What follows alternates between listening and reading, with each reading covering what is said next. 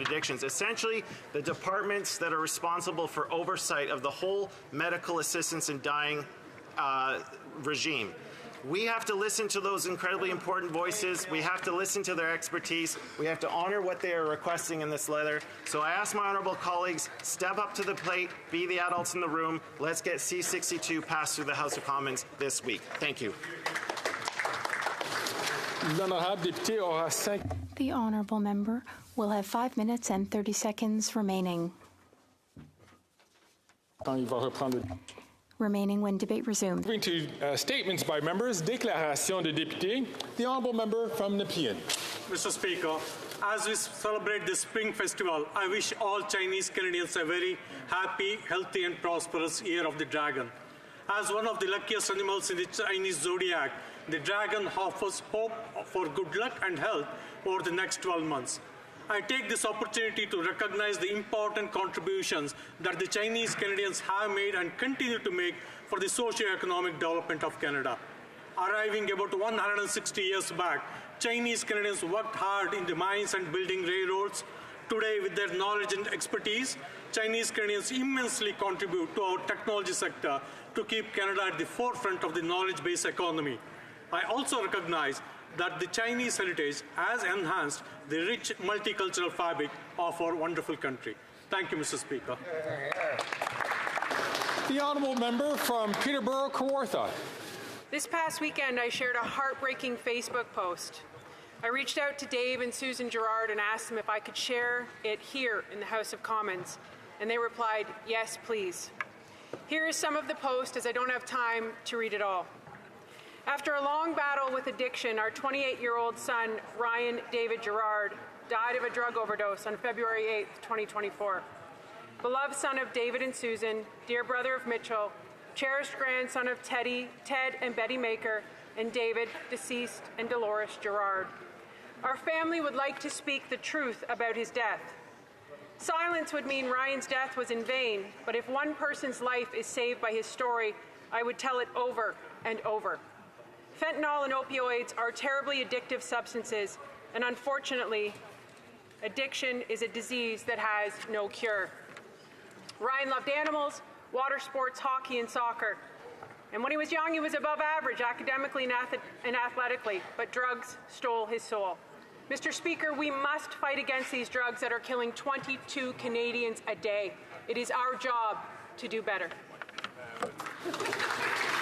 The honourable member from Scarborough Centre. Thank you, Mr. Speaker. Mr. Speaker, February is Black History Month, and I would like to say thank you to all the members of Black communities that are making a difference every day in my home of Scarborough Centre. Over the past several years, I have had the opportunity to visit and work with the C Centre for young Black professionals. They are doing such important and impactful work focused on youth workforce development, education, and advocacy. Another group making a difference is Ogotawa, which helps gifted, underrepresented, underserved, and underemployed artists of African descent male a living from their art. I would also like to recognize the Heritage Skills Development Center and its Executive Director, Charity Lebana, who do a lot of important work to recognize and celebrate the many cultures and communities that call Scarborough home. Let us celebrate Black excellence this month and every day of the year. Thank you, Mr. Speaker. The honourable member for Rivière-du-Nord. Mr. Speaker, a Jerome institution has passed away. Robber Bob Burnett will have left his mark, both figuratively and literally, on generations of local sportsmen and women. He was a scorer, a timekeeper, and an unconditional fan of everyone who played in front of him, and he refused to show preferences. For him, everyone was a champion. For over half a century, in field hockey and baseball, Bob Burnett was the man who dedicated himself and always went the extra mile. He crossed generations, and it wasn't uncommon to see him scoring for players whose parents or even grandparents' games he had marked. Honored many times, in 2012, he received the Prix Henri Descarnelles for the Laurentians Athletes Association and in recognition of his remarkable involvement in various sports associations. He'll be appreciated by all He leaves a great void behind him. Mr. Vermette, you will not be forgotten. The Honourable Member for Vimy. Today, as I rise in this chamber, I am filled with profound gratitude and joy as I pay tribute to my beloved spouse, Jerry, on his 70th birthday. 70 years of life, love, and resilience. Behind every committed elected official stands a pillar of unwavering support, and for me, that pillar has been Jerry. Through the highs and lows of public life, his steadfast love and encouragement have been my guiding light. As we celebrate this milestone, I am reminded of the sacrifices our families make, the late nights endured, and the moments missed. On this special day, I extend my deepest gratitude for his unwavering support, love, and sacrifice. May this milestone birthday be a celebration of life well lived, filled with joy, love, and countless cherished memories. Happy 70th birthday, Jerry. You are the rock of our family, and we are so lucky to have you. The Honourable Member from Desnete, Mississippi, Churchill River. Thank you, Speaker. Speaker, today I want to recognize and thank those who support me in the work I do representing the good people of Desnete, Mississippi, Churchill River. First, the many volunteers who consistently give generously of their time. Although too many to name, they know who they are. Second, my team members, both at home and here in Ottawa, that do the hard work behind the scenes every day. For me, that is Dion, Hunter, Lene, Emily, and Cindy. And most importantly, though, Speaker, my family, both my immediate and extended family, who are always there for me. Mr. Speaker, it is always great to have the opportunity to show visitors around this place and to see the awe on their faces as they walk around. These last few days, my wife Lori and I have enjoyed having our family here, most of them for the very first time. It has been great to have Kent and Rebecca, Alex and Sam, Nicole, Washington, and their boys Nathaniel and Eli here with us. Unfortunately, my son Mac and Hannah were not able to come. Speaker, I ask all members to join me today in thanking those who support us in the important work we do in this place. The Honourable Member from Charlottetown. Mr. Speaker, with federal funding and federal leadership, we are changing how cities approve housing projects with a greater focus on higher density housing, student housing, homes near transit, and affordable housing. We are going to get more homes built for Canadians at prices they can afford. Last week, I was proud to represent the Government of Canada at an important announcement in the great city of Charlottetown. Through the Housing Accelerator Fund, the Government of Canada and the city announced that they had reached an agreement to fast-track 300 housing units over the next 3 years. This work will help spur the construction of more than 1,000 homes over the next decade. I have every confidence that these numbers will be surpassed based on the uptake of developers to the suite of federal programs available, including the GST rebate on rental properties. My community is ready, willing, and able to do its part to address the housing crisis. With this agreement, our government is unlocking new opportunities for growth in Charlottetown. Thank you, Mr. Speaker. The Honourable Member from Hamilton Mountain.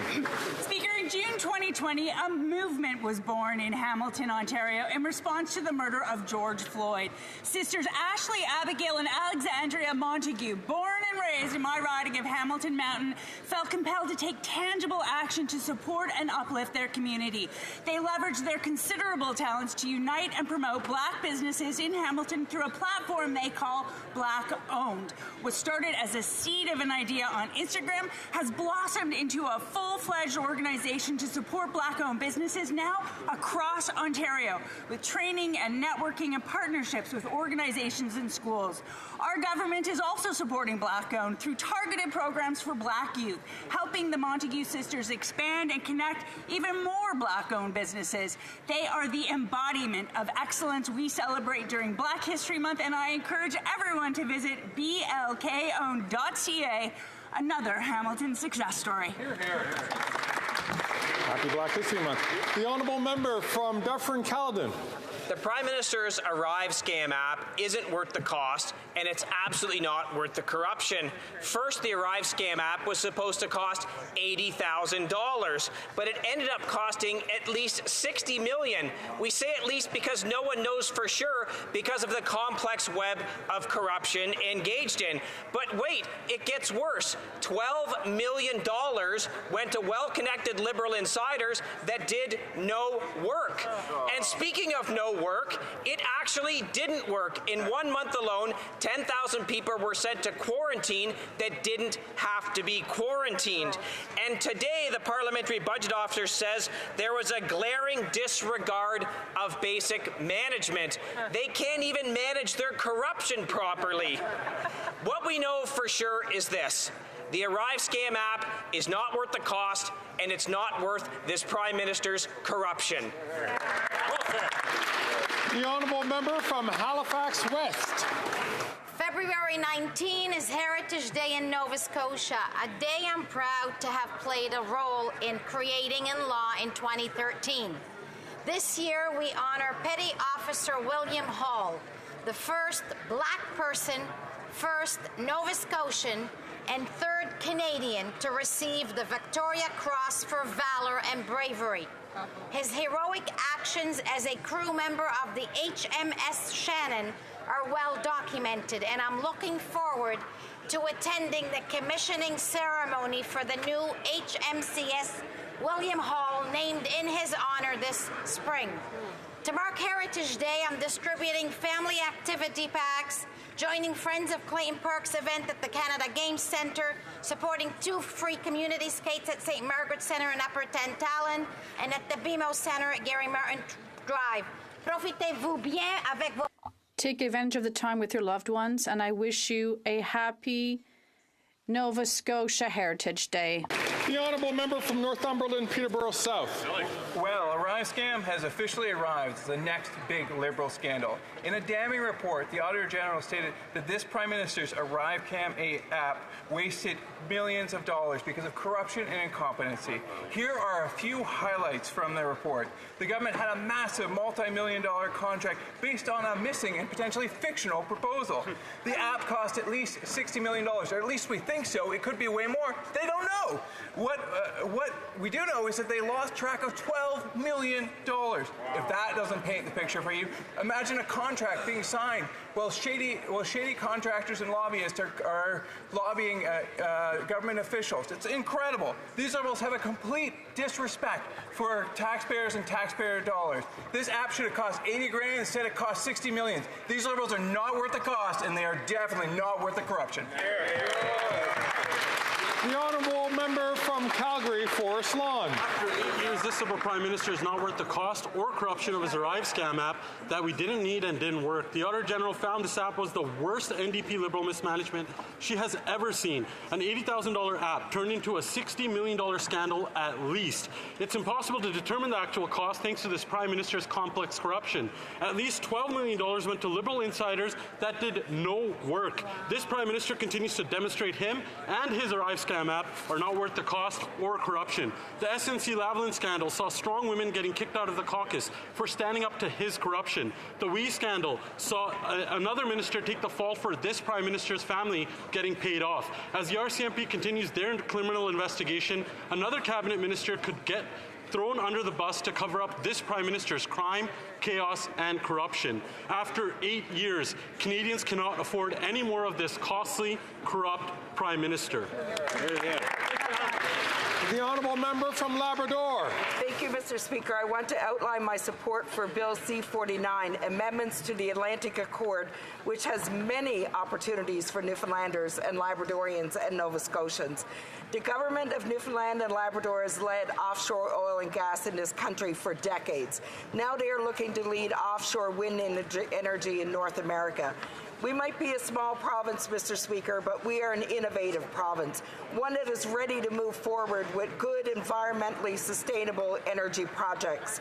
This is the opportunity of a generation to lead in offshore energy in Canada, creating nearly 30,000 skilled trade jobs and a stable economy at home. I am disappointed that the Conservatives are against this bill.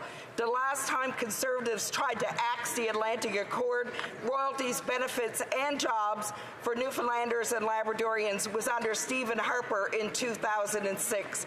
It is quite obvious, Mr. Speaker, the Conservatives don't support Atlantic Canada. The honourable member from Timmins, James Bay. Mr. Speaker, the city of Timmins has lost a political icon. Mayor Victor M. Power has gone to the Angels. Nobody loved Timmins more than Vic. He started out as a high school guidance counselor, and Vic brought those skills and concern for people in public life. And the thing about Vic was that he knew everybody. He knew your family history and the name of every cousin and nephew. Now, of course, Vic couldn't have done it without his loving wife, Clarice.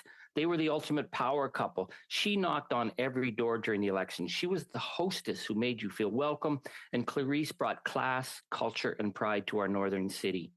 Vic first ran for council in 1966. He gave the city 4 decades of public service and oversaw the transition from a roughneck mining town to a regional center of business, health, and education. He set a standard that politicians at every level should want to emulate. On behalf of Canada's Parliament, we mourn the loss of Vic and thank him and Clarice for their dedication to the North and the people of Timmins. The Honourable Member for Saint-Hyacinthe-Bagotte. Mr. Speaker, today I'm delighted to welcome to the Hill guests who are particularly important to my riding. I'm talking about the young members of the 953rd Aviation Squadron from Saint-Hyacinthe-Bagotte. Their involvement and constant presence in my community is solid. Founded in March 1995 by Mr. Robert Ledoux, 70 cadets already answered the call, and the president at the time, Mr. Serge Roy, left us too soon, but he still took part in the squadron's first flight. His legacy will live on forever in the shared memories of its members. The 953rd Squadron stands out in many ways, whether it's in sports, shooting, or summer camps. Excellence is not an option. It's constantly assured. Its members are also extremely involved in the community. I'm honored to be able to count on such a dynamic squadron in my region, and I wish these members a most rewarding visit to Parliament Hill. Thank you. The honourable member from Thornhill. Death, taxes, and liberal corruption, 3 things that are certain in Canada after 8 years of this Prime Minister. The Prime Minister wasted $60 million on an app that was supposed to cost $80,000, that didn't work, that didn't keep anyone safe, and that erroneously forced 10,000 people into quarantine. Shameful. It cost 750 times more than they said it would. The corruption runs deep beyond just the wasteful, self-righteous Big Brother policies of this Prime Minister. Here's what the auditors had to say. A glaring disregard for basic management, insiders setting the terms, $12 million on well-connected consultants that did no work on this app. At a time where Canadians are struggling because of this Prime Minister's costly incompetence, ArriveScam should have been dead on arrival. With this Prime Minister's app, there is no one left to blame. He should look in the mirror or face Canadians who know he is not worth the cost and he is not worth the corruption. The honourable member from Cape Breton-Canso. Mr. Speaker, I rise in the House today as my riding of Cape Breton-Canso recovers from one of the heaviest snowfalls in recorded history. I remain very concerned for those in my riding who still require assistance, in particular our seniors and other populations in need. But let me be clear, the snowfall is an ongoing challenge for Cape Breton and northeastern Nova Scotia, and our government is acting on it. We've provided boots on the ground to dig out homes, helicopters to transport evacuees and supplies, and heavy equipment to clear the snow from our communities. Now, we continue to support the province and municipalities as they lead recovery operations. I also wish to thank the many people, Mr. Speaker, who volunteered their time toward helping their communities. From sports teams to heavy equipment operators to Team Rubicon and our own Canadian Coast Guard cadets, we thank you for everything you've done. In times of crisis, Mr. Speaker, our people are truly stronger together. Thank you, Mr. Speaker. Oral questions. Questions orales. The Honourable Leader of the Opposition. The Prime Minister could have followed our common sense plan to fix the budget, stop crime, and so on, but instead he decided to waste $60 million when Canadians can't afford food or rent. And this was a scandal, the ArriveCan app that we didn't even need, which falsely sent 10,000 people into quarantine and enriched Liberal cronies. Isn't it true that that app was not worth the cost, just like the Liberal government is not worth the cost? The Honourable Minister, rather. Mr. Speaker, we've read the Auditor General's report. We've accepted her recommendations. The only thing I agree with my colleague opposite on is that anyone responsible for managing taxpayer money must follow strict rules. The rules in this case were not followed. We accept the recommendations to make sure this never happens again. And, Mr. Speaker, we will always remain responsible when it comes to taxpayer money.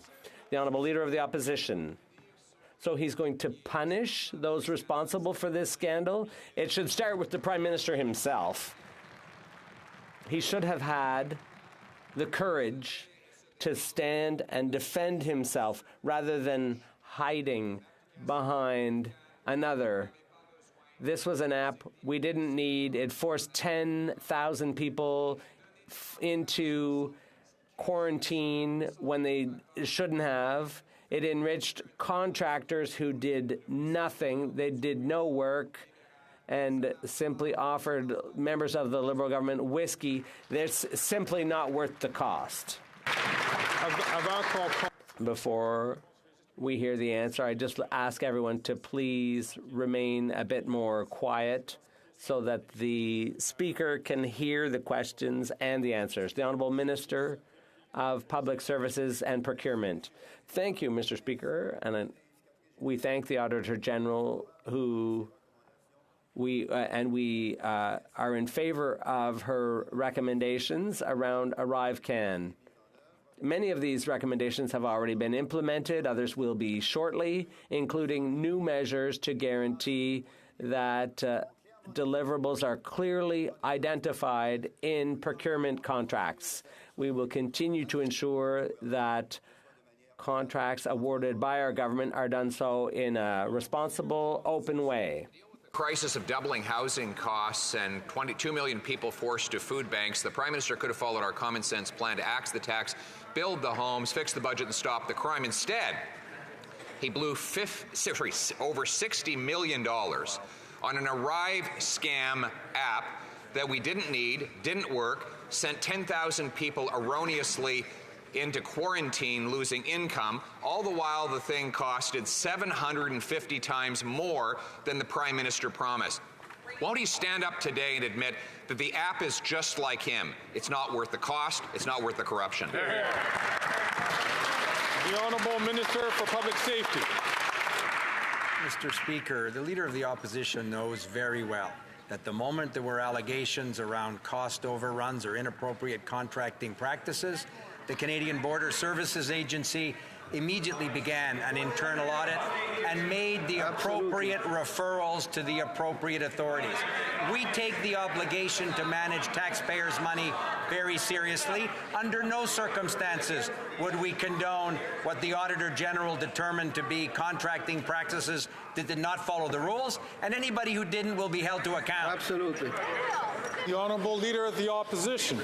Well, if he wants to hold someone to account for the Arrive scam, why not hold the one person who had the authority to create the Arrive scam and who had the authority to stop the Arrive scam, and that's the Prime Minister of Canada. He is the government. This was a government program we warned wasn't needed, wouldn't work, and now we know it went 750 times over budget. 75% of the contractors did no work at all, but they did buy whiskey and other treats for the top Liberal government officials. Again, won't the Prime Minister admit the app is just like him? Not worth the cost, not worth the corruption. The Honourable Minister for Public Services. Thank you, Mr. Speaker. As my colleague from Public Safety said earlier, we would like to thank the Auditor General and welcome her recommendations on the ArriveCan application. Some of that report recommendations have already been implemented, some will soon be implemented, including the introduction of new measures to ensure that tasks and deliverables are clearly defined in future professional services contracts. We are committed to continuing to ensure that contracts are delivered in a fair, efficient, and transparent manner. The Honourable Leader of the Opposition. And again, the Prime Minister is hiding under a rock, refusing to stand up and explain himself after he blew $60 million on this Arrive scam while Canadians cannot afford to eat, heat, or house themselves. This scam involved taking money that could have been used for border security, like scanning the 99% of shipping containers that go without any inspection from our ports with stolen cars, not to mention other things that Canadians could have done with that money. Instead, it stuffed the pockets of 75% of the contractors who did no work. Again, will the Prime Minister admit that the Arrive scam is not worth the cost and not worth the corruption? The Honourable Minister for Public Safety. Mr. Speaker, I'm surprised that the Leader of the Opposition would mention investing in border security when his government cut 1,000 officers that did the exact kind of work that he's now pretending he wants to invest in, when they eliminated 50% of the intelligence capacity in the Border Services Agency to work with local, provincial police and the RCMP. So, Mr. Speaker, we have no lessons to take in investing in border security from somebody who gutted the Border Services Agency.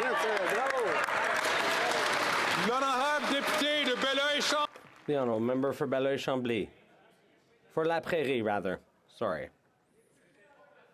It wasn't perfect when Quebec introduced medical aid in dying, but some people were suffering, so we focused on the elements where there was a consensus. We wanted to move things forward. That was the humane approach, and that's the approach that's lacking today in Ottawa. There's a consensus both in Quebec and in Canada. People suffering from things like Alzheimer's should be able to make advance requests. Why not move forward on the basis of that consensus instead of kicking the can down the road until 2027 at least?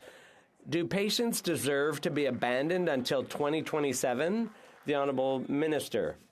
Mr. Speaker, MAID is a profoundly personal and complex situation. I respect the work that Quebec has done in the advance request area. Canadians deserve clear standards about what is criminal and what isn't. People should...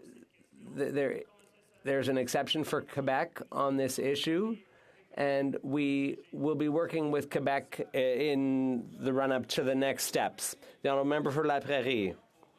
By accepting this motion to postpone MAID until 2027, these three parties are abandoning patients. They refuse to respect the consensus in Canada, but what about the consensus in Quebec? Quebec is ready. Quebec wants to allow advance requests. The National Assembly is unanimous on this.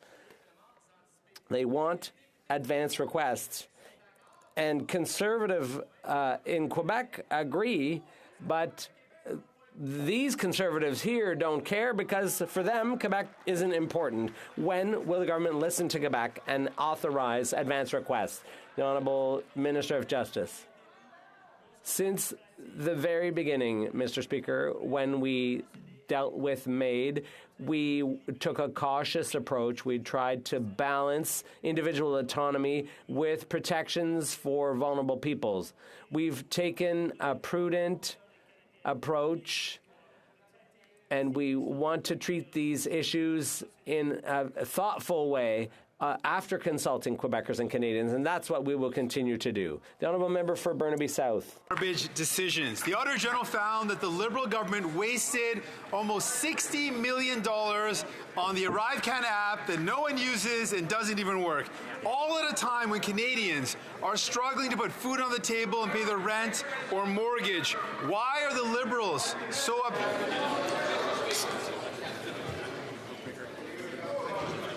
Colleagues, I'm going to ask if, as I'd asked at the beginning of question period, if you could please keep your comments to the time that you have questions so I could hear the Honourable Member ask a question and also to hear the Honourable Member answer a question.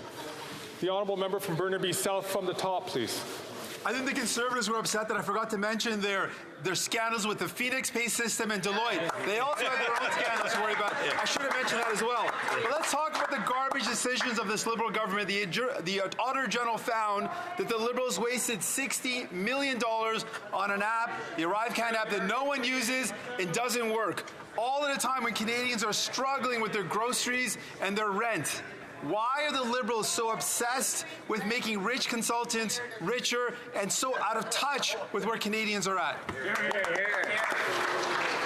The Honourable Minister for Public Services. Thank you, Mr. Speaker. And as we said earlier, we are grateful to the Auditor General for her report, which was important and timely. We have accepted all her recommendations. Some of them have already been implemented over the last few weeks. Some are being implemented. We look forward to more opportunities to work with her so that we make our procurement system as transparent, equitable, and fair as Canadians expect it to be. L'honorable député de Burnaby Sud. The Honourable Member for Burnaby South.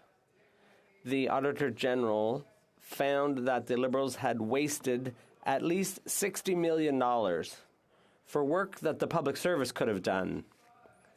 People are unable to afford food, and these Liberals, who are out of touch with reality, are throwing Canadians' money out the window.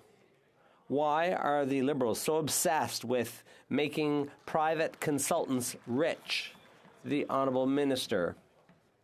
Mr. Speaker, we obviously thank the NDP leader for his question. We share his concerns about the need to manage taxpayer money appropriately, and what the Auditor General identified were circumstances that were not at all appropriate, and that is why people at CBSA and PSPC have taken steps, the necessary steps, to ensure that this type of situation never recurs. We will always remain focused on managing Canadians' money well. Member from Leeds, Grenville, Thousand Islands and Rideau Lakes. The Prime Minister's Arrive scam was supposed to cost taxpayers $80,000, but it was confirmed by the Auditor General that it in fact cost more than $60 million. And after 8 years of this NDP Liberal Prime Minister, we know that he's not worth the cost, and he's definitely not worth the corruption. And this process was so corrupt that his favorite company of two guys in a basement, GC Strategies, got to write the contract for themselves to the exclusion of everybody else. And we know they did no IT work. That's been confirmed, but they got paid $20 million for their trouble. So will this Prime Minister just admit that he's lining the pockets of insiders at the expense of Canadians? The Honourable Minister for Public Safety. Mr. Speaker, just because our colleague repeats a series of allegations that are not borne out by the facts does not make them true.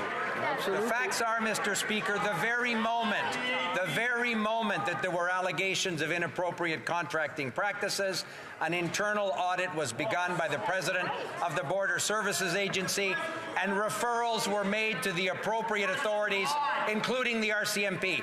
Anybody who did not follow the contracting rules, Mr. Speaker, will be held to account. My friend knows that, and he shouldn't ascribe a series of responsibility where it doesn't exist.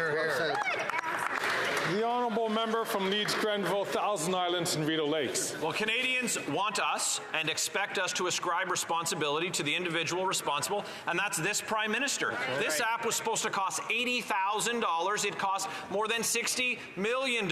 They've been under RCMP investigation by the Procurement Ombudsman, by the Auditor General, and the results so far are damning for this government, that they've lined the pockets of insiders while Canadians are lined up at food banks. It's absolutely unacceptable that the cost overruns have seen $20 million go to a company that did absolutely no work on the app. Why are they putting their friends ahead while Canadians suffer?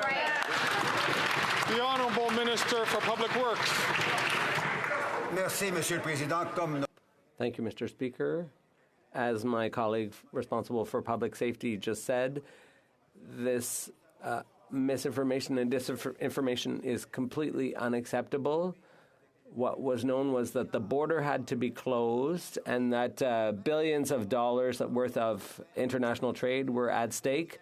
What we heard from the Auditor General this morning was that the situation was unacceptable, so we need to work hard on making sure that things are done properly in the Public Service of Canada. The Prime Minister's ArriveScan app is not worth the cost or the corruption to Canadians. Today, the Auditor General informed us that ArriveScan, an app that was supposed to cost $80,000, will now cost Canadians a minimum of $60 million.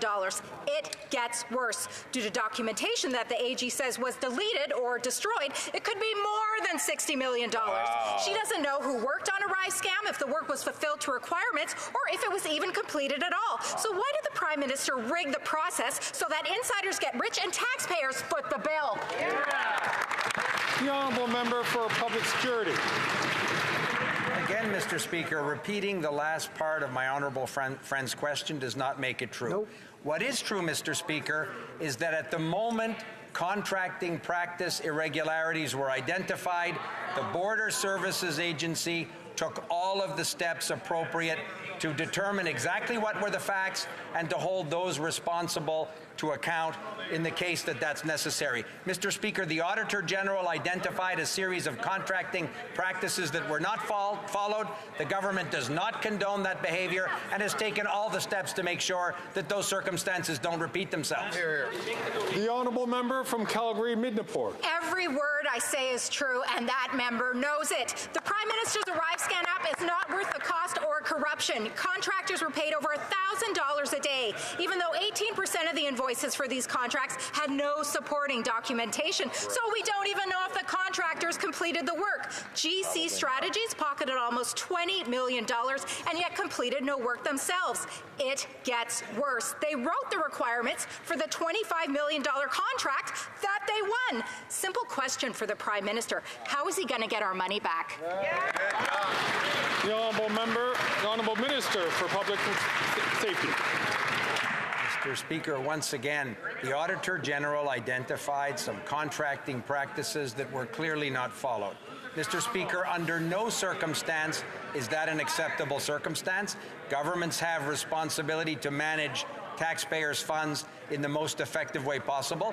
That's why we have accepted all of the Auditor General's recommendations. And the good news, Mr. Speaker, is the Border Services Agency and the Procurement Department had already begun to act to put in place a number of oversight measures before the Auditor General's report, and we look forward to fully implementing everything that she suggested. The honourable member for Mégantic-Les-Sables. The Prime Minister's ArriveCan app is not worth the money. It's not worth the unjustified cost. It's not worth the lack of expense justification. It's not worth the blatant lack of accounting practices. And it's also not worth the 10,000 people who were quarantined without justification. According to the Auditor General, the Prime Minister's ArriveCan app is not worth the minimum $60 million paid by Canadians. It's not worth the corruption. Does the Prime Minister realize that? The Honourable Minister of Public Services and Procurement. Thank you, Mr. Speaker. In times of crisis, the Government of Canada has two responsibilities. One is to provide for people's safety and security, and the second is to follow their internal processes. And there were tens of thousands of Canadians who died in the pandemic. There was billions of dollars worth of international trade at risk, and the borders had to be closed. And so the Auditor General has made some findings about unacceptable mismanagement by people at CBSA. The Honourable Member for Mégantic-Les-Sables. Almost all Liberals voted against this investigation by the Auditor General. The app was supposed to cost $80,000. It cost and ended up costing at least $60 million. The Prime Minister's app is not worth the cost, the 750% cost overrun. GC Strategies, a two-person company that did no IT work, got $20 million, and the CBSA was unable to tell the Auditor General who chose to hire and pay GC Strategies. Does the Prime Minister realize that it's not worth the cost or the corruption? The Honourable Minister of Public Services and Procurement. Thank you, Mr. Speaker.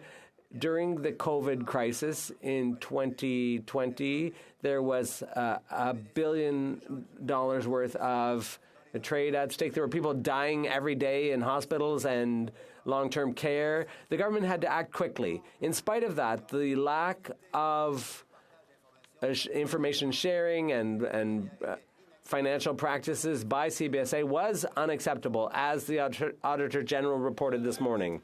The Honourable Member for Beauport-Limoilou. The Auditor General's report on the ArriveCan app is catastrophic. It cost $60 million, almost $20 million of which was pocketed by GC Strategies, and they did absolutely no work. The government turned a blind eye to this, and contractors clearly profited from this with the help of government officials. This $60 million scandal was initially estimated to be a contract worth only $80,000. How is it possible to have a cost overrun of 750% without any minister getting involved? The Honourable Minister. 150,000 travelers per day cross the border, and CBSA had to deal with this. There was also food and medications that needed to cross the border. So we needed an app quickly to allow these people and goods to flow. In spite of all that, CBSA failed to take appropriate steps to manage all of this. The Honourable Member for Beauport-Limoilou. The Auditor General showed that the call for tenders for ArriveCan was not competitive. But she couldn't say who at CBSA decided to choose GC Strategies. So there was no way of knowing who was responsible.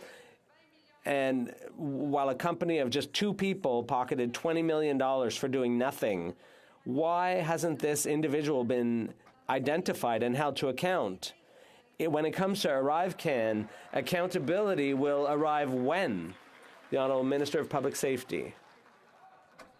Mr. Speaker, in our view, accountability is extremely important, and that is precisely why, as soon as we were informed of these allegations of irregular contracting practices, we took the necessary steps. We did an internal audit, which is still underway.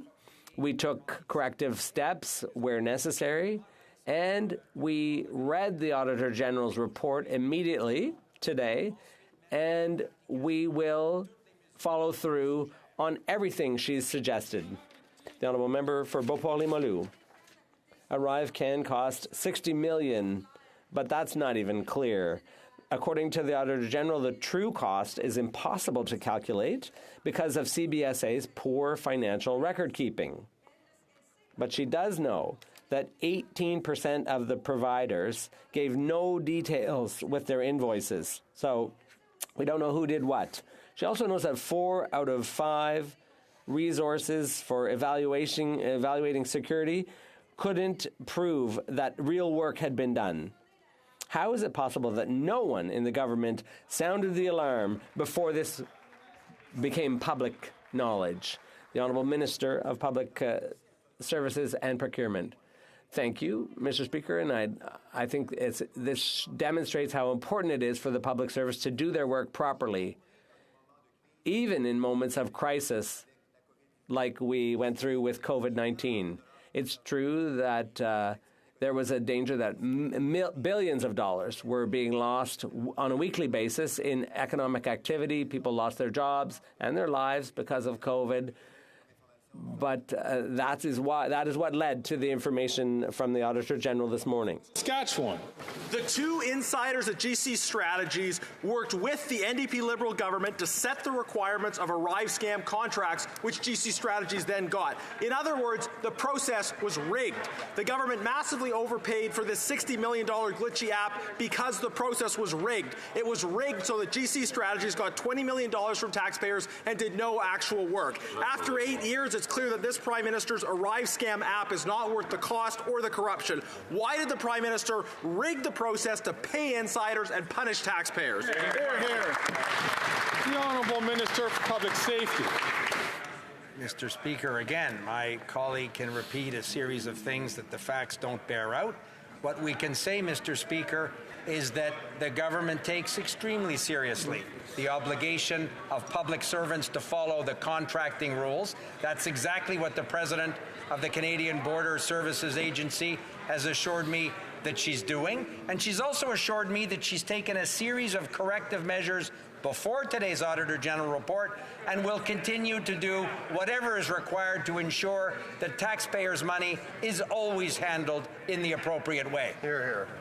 The honourable member from Sherwood Park, Fort Saskatchewan. Mr. Speaker, everything I said is directly in the Auditor General's report. So the minister can't claim he's listening to that report and yet deny what I said. Well-connected insiders averaged $1,100 per day for working on this contract. Wow. After 8 years, this Prime Minister is not worth the cost, the crime, or the corruption. The Prime Minister's Arrive scam process was clearly rigged, and now Canadians are out tens of millions of dollars when they can least afford it.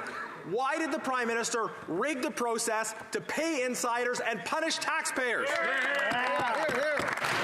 The Honourable Minister for Public Safety. Again, Mr. Speaker, when the Border Services Agency was made aware of allegations around inappropriate contracting practices, the appropriate authorities were called in. An internal audit was ordered, an audit, by the way, which is still in progress. And, Mr. Speaker, if people did something that was not appropriate or met a criminal standard, they will obviously be held to account. The government has been very clear. All of these processes to respect taxpayers' money are essential, and that's exactly what we're going to put into place. The honourable member from Miramichi Grand Lake. After 8 years, this NDP Liberal government is not worth the cost or the corruption. The Prime Minister's Arrive scam app is not worth the cost or the corruption. Today, the Auditor General revealed that well-connected insiders and consultants were making $1,100 per day, almost twice the inflated government rate. The auditor also found it disturbing that an app that should have cost $80,000 cost $60 million that we know of. Why did the Prime Minister rig the process to pay insiders and punish taxpayers? The Honourable Minister for Public Works.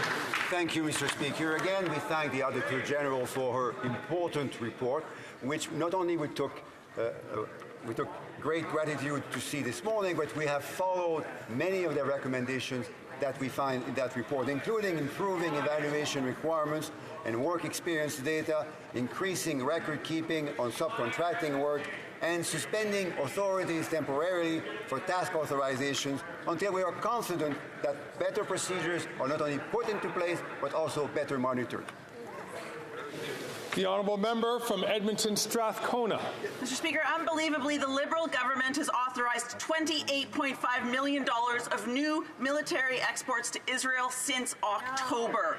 Today, a Dutch court ruled the Netherlands must stop spending F-35s to Israel. Spain and Belgium have suspended arms sales, but Canada continues to send arms, doing nothing to ensure that they are not being used against civilians. So many children are being killed as Netanyahu bombs Rafah, the place where Palestinians were told they'd be safe. How can the minister continue to sell arms to Israel? The Honourable Minister for Global Affairs. Mr. Speaker, it's important to make sure that we understand what we're talking about here. There's a wide range of items that require an export permit. When we look at the permits to Israel in particular, let me be clear.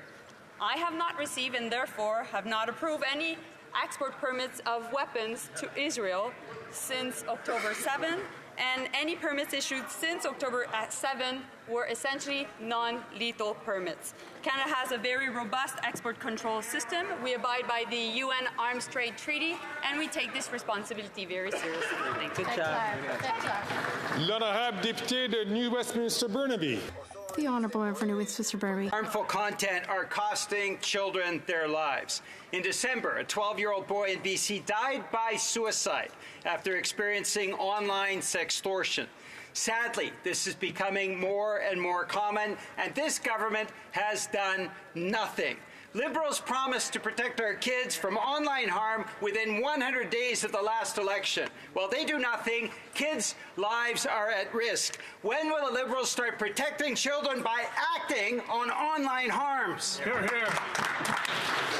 The Honourable Minister of Justice and Attorney General for Canada. Mr. Speaker, the targeting of children in this country is extremely troubling. It is depraved, and frankly, I find it disgusting as a parent.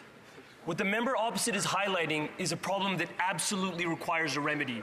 What we are proposing is comprehensive legislation that will do everything necessary to keep Canadian children safe. Safe from those who would prey upon them in online spaces, safe from those who would keep them away from their parents and the protection that they need. That is the type of protection we will legislate, and we will do it forthwith.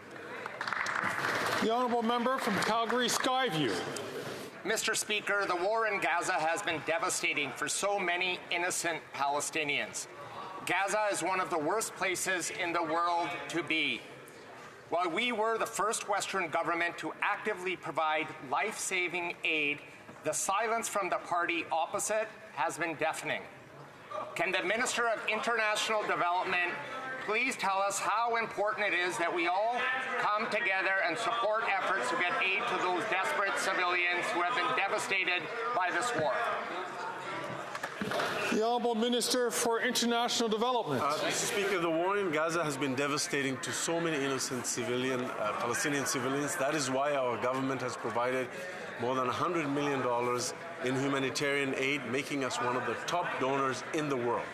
I was recently disappointed to hear comments made by the Conservative candidate for York Centre saying that any and all aid to Palestinian civilians will somehow fund terrorism, even through the Red Cross. So while the Conservatives are indifferent to Palestinian civilian suffering, we will remain steadfast in supporting humanitarian support to Palestinian civilians.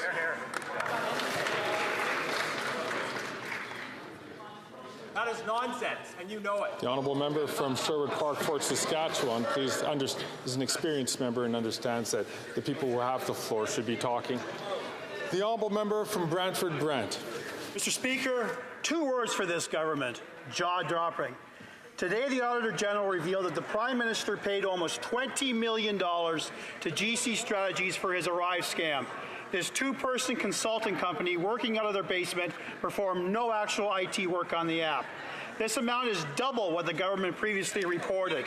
Will the Prime Minister admit that he rigged the system to pay well-connected Liberal insiders while fleecing taxpayers? Terrible, terrible.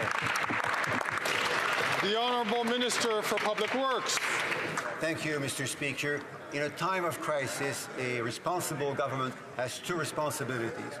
First, to protect the health and safety of its citizens. Yes, Second, exactly. to ensure the efficiency of its internal system.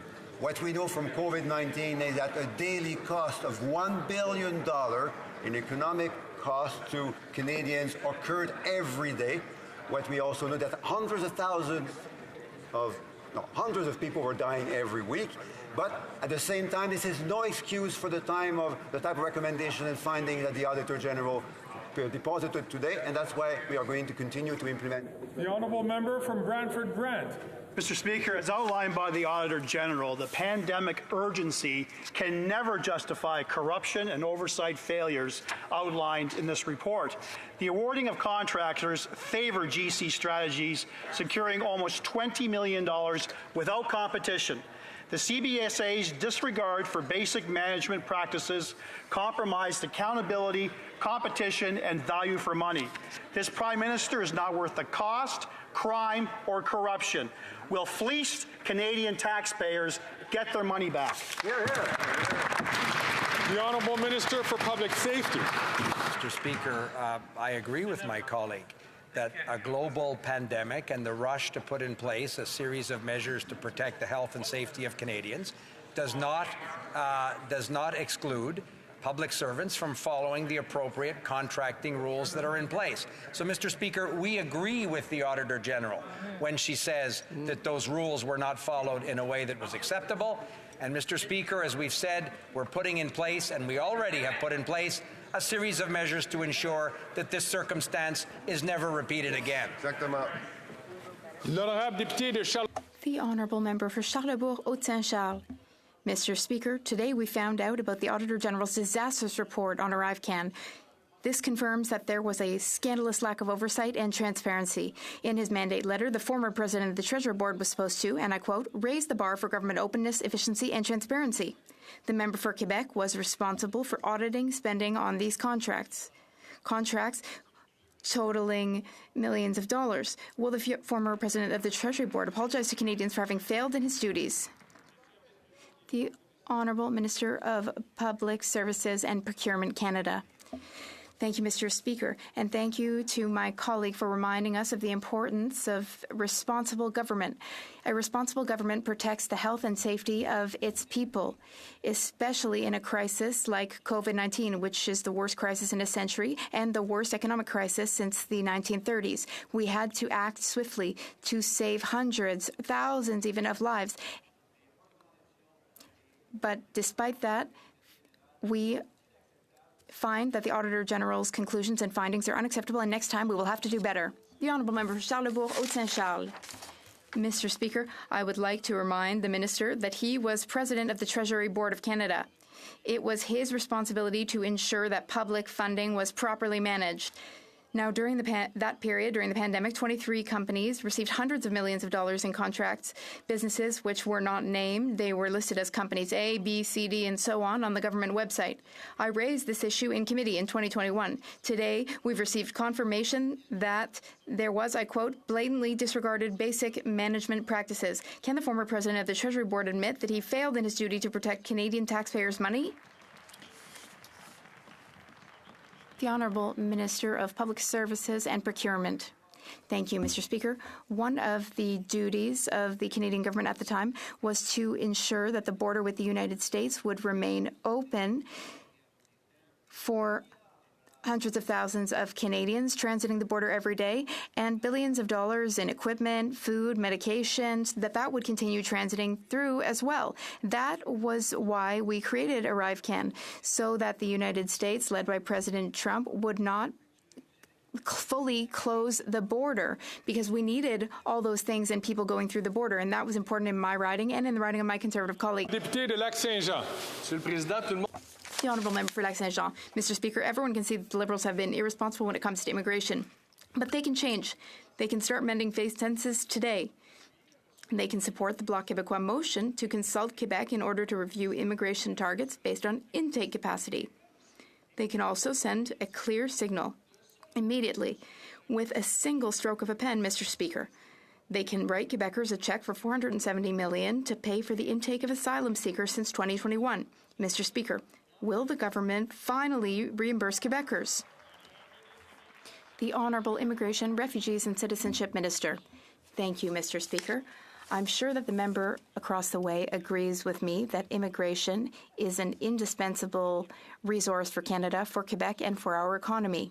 What the member is proposing is a motion that Quebec wasn't even consulted on, and now the member is acting as spokesperson for other provinces. Even though we consult with those provinces annually, we have made responsible decisions, and we will continue making responsible decisions with responsible governments.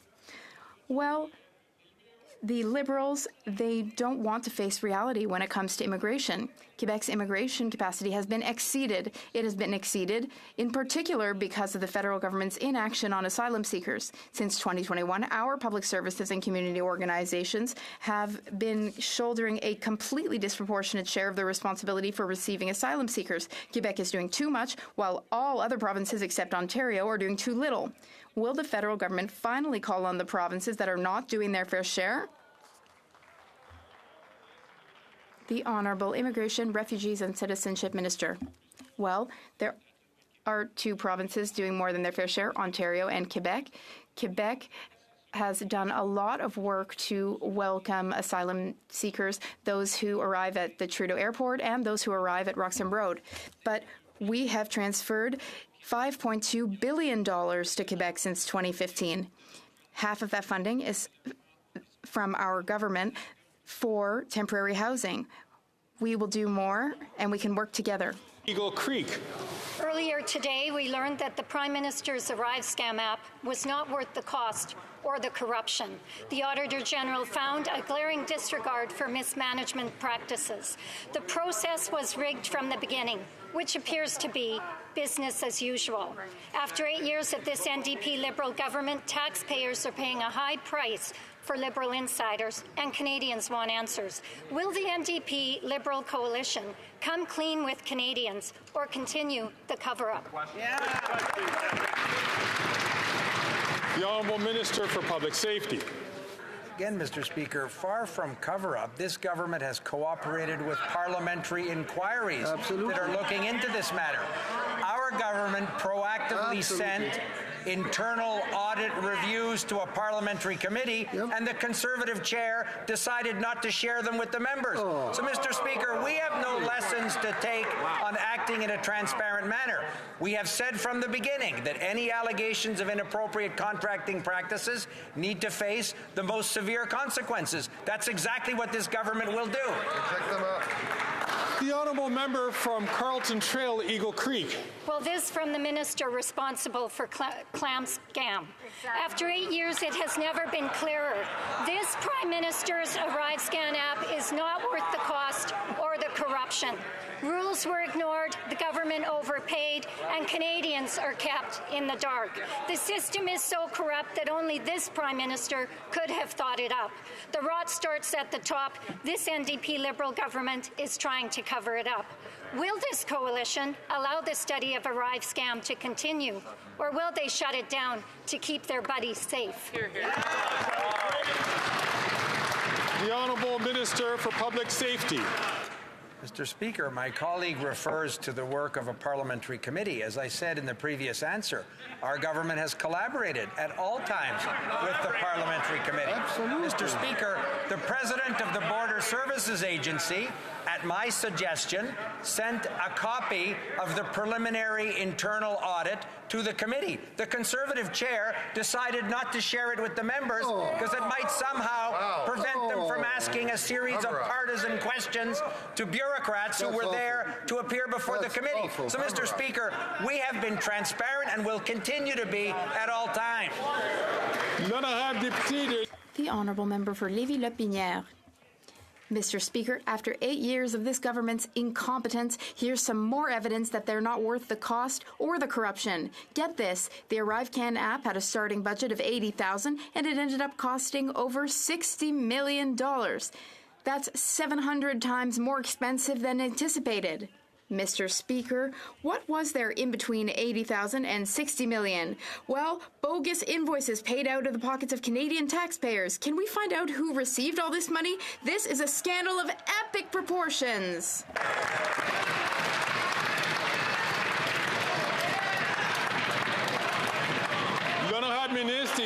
The Honourable Minister of Public Services and Procurement. Thank you, Mr. Speaker.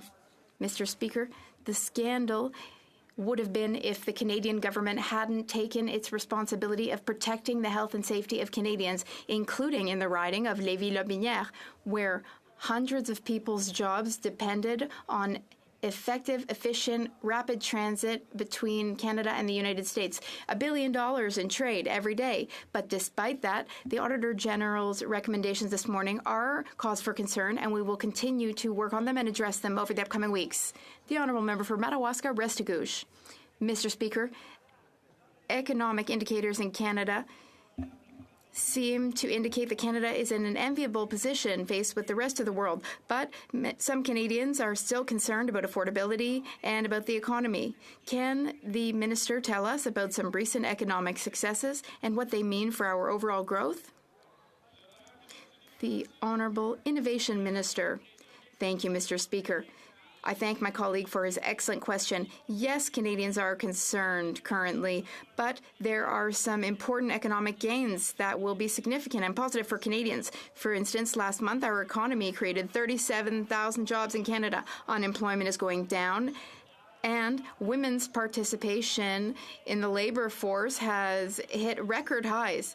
We have also made generational historic investments in biomanufacturing, in natural resources, and in other industries. Canada is positioning itself as an economic leader of the 21st century. Mr. Speaker, after 8 years of this NDP Liberal government, it's clear that this Prime Minister is not worth the cost.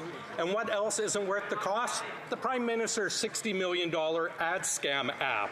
What started out as an $80,000 app is now at $60 million, and the Auditor General can't confirm that it won't go higher. Taxpayers do not get value for the Prime Minister's $60 million ad scam app, as the Auditor General has stated. Will the Prime Minister come clean and tell us how much taxpayers are going to be truly fleeced for his Arrive Scam app? The Honourable Minister for Public Safety. Mr. Speaker, once again, our government has, at the very first opportunity when these allegations were made, taken all of the appropriate steps to ensure that taxpayers' money is respected. The Border Services Agency President ordered an internal investigation. Those preliminary findings were shared with the committee, for which my honourable colleague is very familiar. It's too bad that the chair of that committee chose not to share, for example, that report with the members of the committee. Our government is being transparent and will always be to ensure that taxpayers' money is well spent. The honourable member from Edmonton West. Speaker, it was that minister's department that hid the RCMP investigation from the Auditor General. Mr. Speaker, it was also his party that had those documents on Wednesday, and what did they do with it? They filibustered and then voted to excuse the witness. So it's very clear this government, every chance they get, will cover up the Arrive Cam scandal. So, quick question. What is the government trying to hide? When will it truly come clean on Arrive Scam?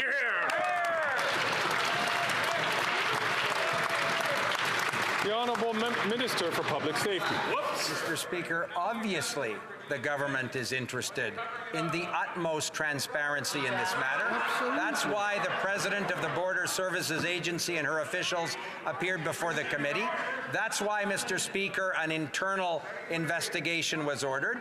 My colleague referred to a referral to the RCMP. It may surprise him, but it's not politicians that direct the operational work of the Royal Canadian Mounted Police, so we can't speak to what exact investigations are being done. We have full confidence that they will hold those to account in the case that that's merited. The honourable member from Perth Wellington. Mr. Speaker, for 2 years, parliamentary committees have been investigating the cozy relationship between government officials and highly paid insiders. Documents tabled at committee show that the two-person in a basement firm GC Strategies were hosting dinners and whiskey tastings for the same government officials who were given multi-million-dollar contracts, all while government officials were getting mighty high bonuses. Can the chair of the mighty Government Operations Committee inform this House when the committee will next meet and when we will get answers for all Canadians? The Honourable Chair of the Government Operations Committee. Mr. Speaker, this Wednesday at Government Operations, it estimates the Auditor General will be appearing on her ArriveCan audit.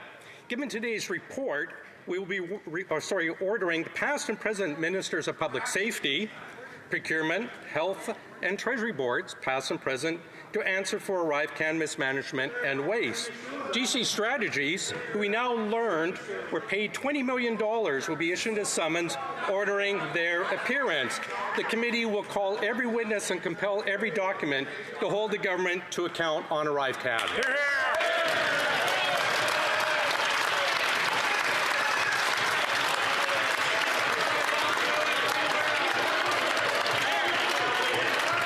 The honourable member from St. John's East. Mr. Speaker, like many people across this country, I have been deeply disturbed by attacks. Honourable member from St. John's East. I'm going to ask members, please, to allow the chair to hear the questions and the answers from all members. The honourable member from St. John's East from the top, please. Thank you. Mr. Speaker, like many people across the country, I have been deeply disturbed by attacks from the premiers of New Brunswick, Saskatchewan, and now Alberta on vulnerable 2S LGBTQ+ students who are looking for privacy, dignity, and a safe place to be who they are. Far too often for this group, home is not a safe place. To the Minister of Employment Workforce Development, what can our government and people that believe in inclusion do to fight this discrimination? Good question. Good question. The Honourable Minister for Economic Development. Since Danielle Smith took to social media to threaten the privacy, the safety, and the dignity of queer and trans students, I have spoken to countless individuals who have told me how terrified they are about the discriminatory actions taken by the provincial government. I have one message for every person in Alberta who believes in the inclusive and equitable province that we know it is to be. What they need to do, Mr. Speaker, is call the silent Conservative MPs in this room, call the MLAs in Alberta, so that we can kill this bill before it gets to the floor of the legislature.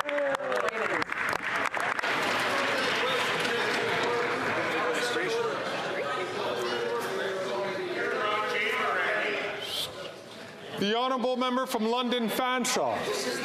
Out-of-touch Liberals show time and again that they don't have the backs of brewery workers. Liberals are set to drastically increase the tax on beer in April.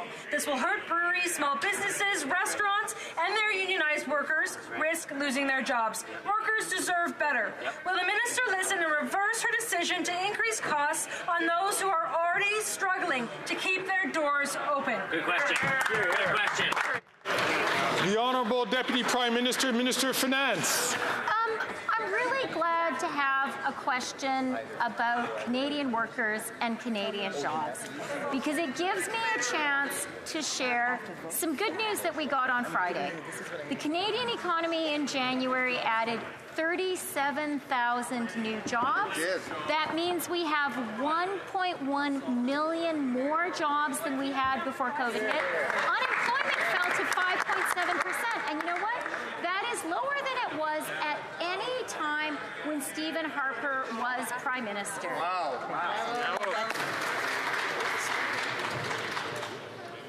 The Honourable Member from Kitchener Centre. Mr. Speaker, Hazim is a member of my community with family members trapped in Gaza, including his brothers, sister, and mother. Like so many, he worries he won't be able to get them to safety, because unlike Ukraine, this government has imposed an arbitrary cap of 1,000 people who can qualify for special immigration measures. Worse still, other countries like Iceland have been successful in getting family members out in 2024, while Canada hasn't. What is the minister doing to compel Israel to allow Canadian visa holders to leave Gaza? The Honourable Minister for Immigration, Refugees and Citizenship. Thank you, Mr. Speaker. It is inaccurate that we have been unable to extract people from Gaza in 2024. We have a unique program, unique in the world, to get family members of Canadians out from Gaza. It has yet been unsuccessful because of uncooperation from local authorities at the Rafah gates. We urge them to help us in getting those people across the border. That said, I have asked my department to review the humanitarian terms of the program to make sure they are complying with our obligations without compromising the security of Canadians. We will get people out, Mr. Speaker. And so brings us to the end of oral questions today. I see the Honourable Member from Edmonton Manning, who is rising on a point of order. Find unanimous consent for the following motion, that the House condemn the Prime Minister's past comments. So, I'll ask the Honourable Member from Edmonton Manning. I heard at least on 3 occasions no.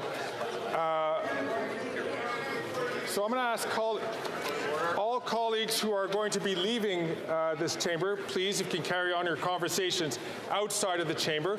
Alors, je demande à tous les députés. So I'd ask all members who will be leaving the chamber, please. I see several people rising on points of order. So I'm going to ask that. The Honourable Member from Edmonton Manning, unfortunately I heard many people saying no to the demand for unanimous consent. I see the Minister for Women and Gender Equality rising on a point of order. So then I hear colleagues. Order, please. I'm going to remind members that when there is an opportunity for the House to consider points of order on unanimous consent motions, it is very helpful for members to ensure that they have asked and sought unanimous consent, at least from the House officers, so that we could negotiate. It's not a rule, as the honourable member has pointed out, but it's a very good practice so that members' time, which is very, very valuable, is being best used. So we've had 2 members rise, 1 a minister, and I see that there was no unanimous consent. I see other people rising on an order, and I am going to go to colleagues. We saw on 2 occasions members rise and immediately shouted down with no. That is an indication to the chair that there is not unanimous consent. It's also an indication to the chair that there has not been negotiations and discussions beforehand to try to make these unanimous consent motions adopted.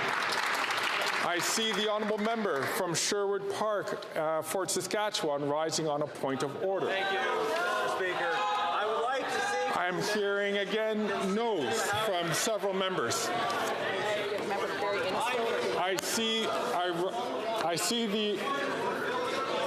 see the member from Regina Capel rising on a point of order, and I'm certain as a House officer he has sought unanimous consent. The honourable member. I move that notwithstanding any standing order or usual practice. I hear no and shaking of heads from other House officers here. Colleagues,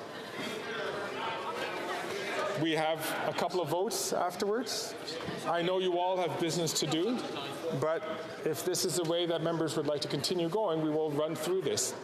I see the honourable member from Barrie Innisfil who's riding on a point of order. I'm also hearing no agreement for points of order.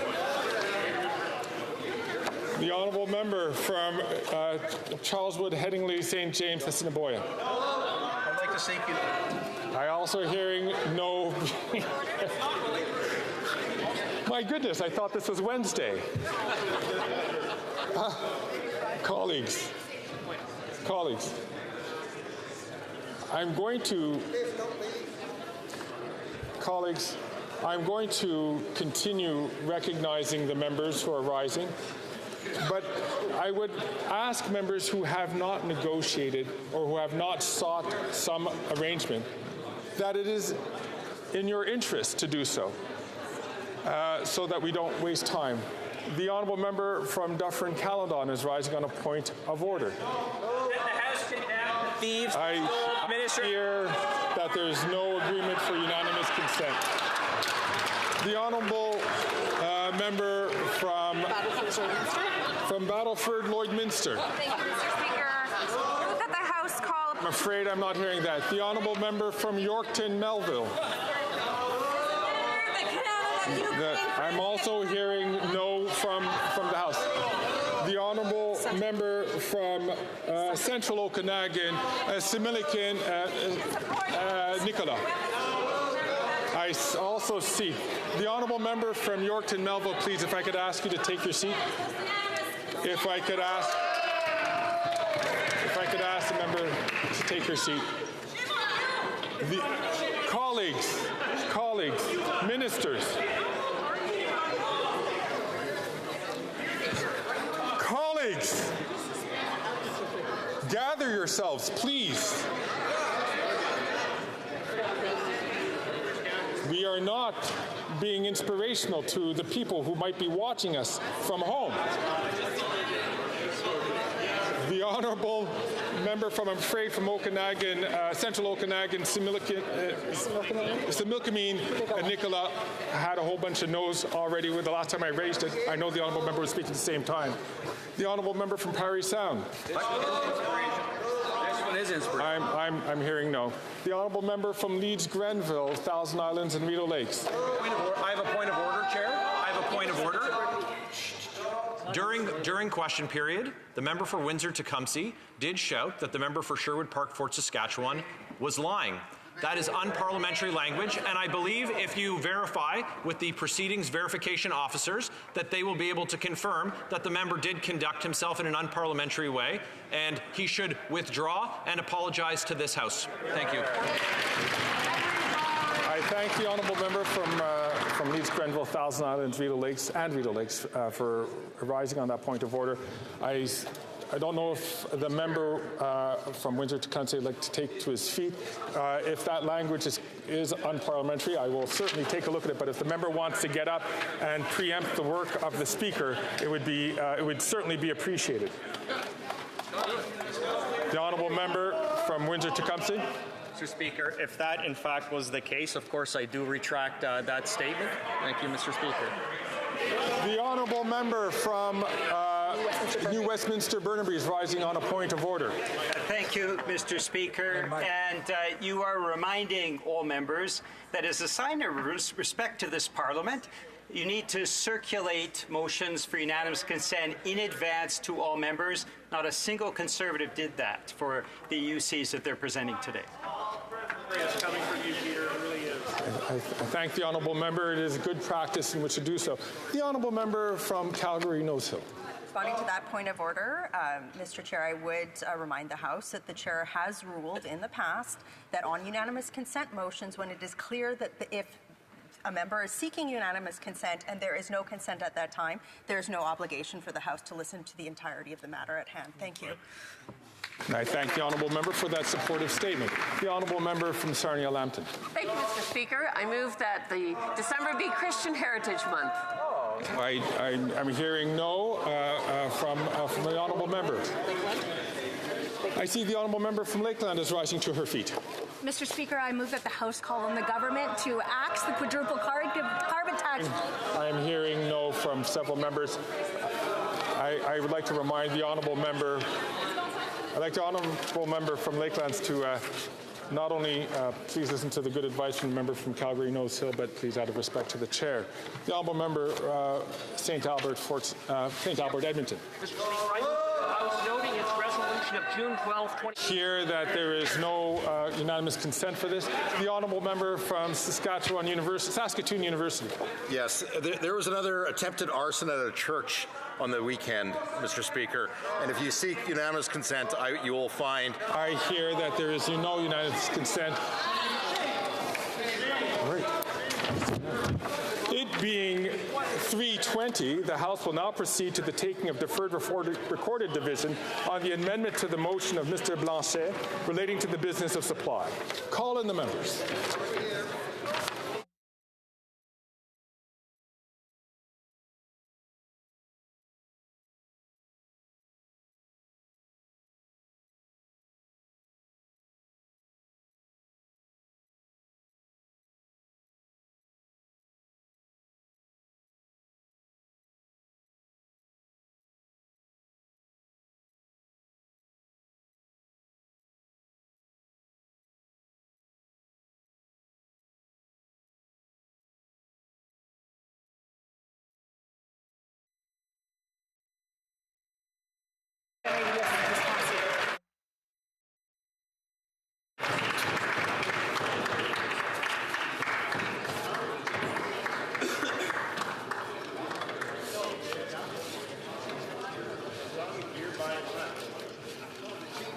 The question is as follows. Monsieur Blanchet, Mr. Blanchet, seconded by Mr. Brunel-Duceppe, moved that the House A, recall its unanimous vote of November 1st, 2023, calling on the government to review its immigration targets starting in 2024 after consultation with Quebec, the provinces and territories. Shall I dispense? No. And territories based on their integration capacity, particularly in terms of housing, healthcare, education, French language training, and transportation infrastructure, all with a view to successful immigration. a meeting with his counterparts of Quebec, the provinces, and the territories in order to consult them on their respective integration capacities, and C, call on the government to table in the House within 100 days a